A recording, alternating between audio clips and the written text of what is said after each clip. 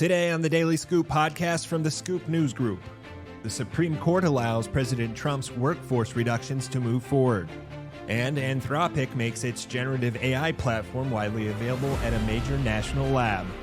It's Wednesday, July 9th, 2025. Welcome to the Daily Scoop podcast, where you'll hear the latest news and trends facing government leaders. I'm the host of the Daily Scoop podcast, Billy Mitchell.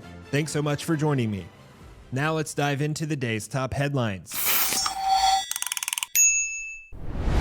The Supreme Court on Tuesday lifted a district court order that prevented multiple federal agencies from carrying out reductions in force, clearing the way for those actions to resume.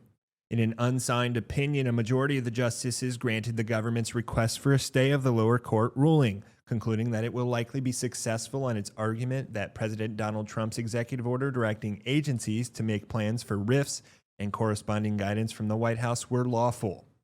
The justices, however, also emphasized that their ruling doesn't express a view on the legality of RIF or reorganization plans under that order and memo.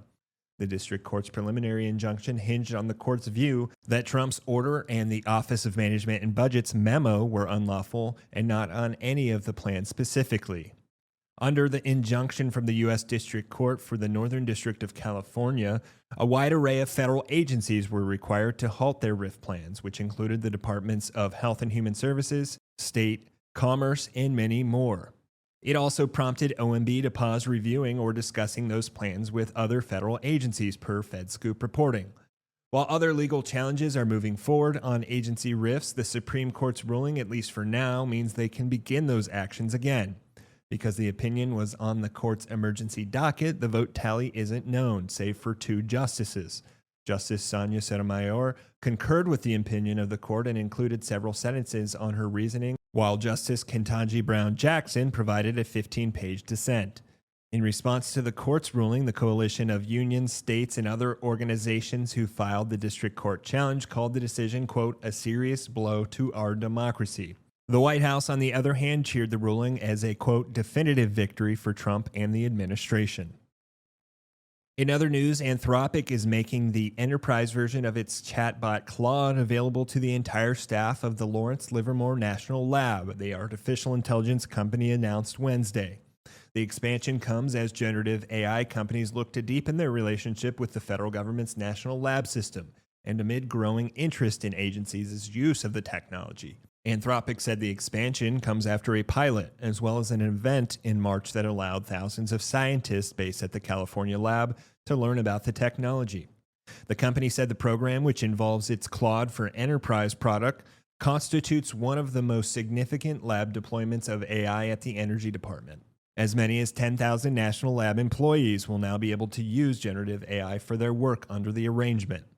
Lawrence Livermore will eventually have access to a forthcoming FedRAMP High service once it's approved and accredited, meaning lab scientists will be able to use Claude on unclassified data that requires that level of accreditation.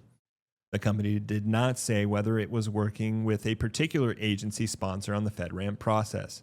In a blog post, Anthropic said that Claude would help the lab with scientific advancement, including analyzing datasets, generating hypotheses, and exploring new research directions. Like other federal agencies, the lab will also be able to use the technology to automate and streamline routine tasks. The technology will be used by teams working on climate science, supercomputers, and other applications, according to the announcement. For more news at the intersection of the federal government and technology, make sure to visit fedscoop.com. Thanks so much for tuning in to another episode of the Daily Scoop podcast, available on all podcast platforms. If you've already rated the podcast on your platform of choice, thanks so much. High ratings and good reviews of the show help more people to find it. The Daily Scoop podcast is a production of the Scoop News Group in Washington, D.C. Adam Butler and Carlin Fisher help put the show together, and the entire Scoop News Group team contributes. We'll be back tomorrow with more top headlines. Until then, I'm your host, as always, Billy Mitchell. Thanks so much for listening.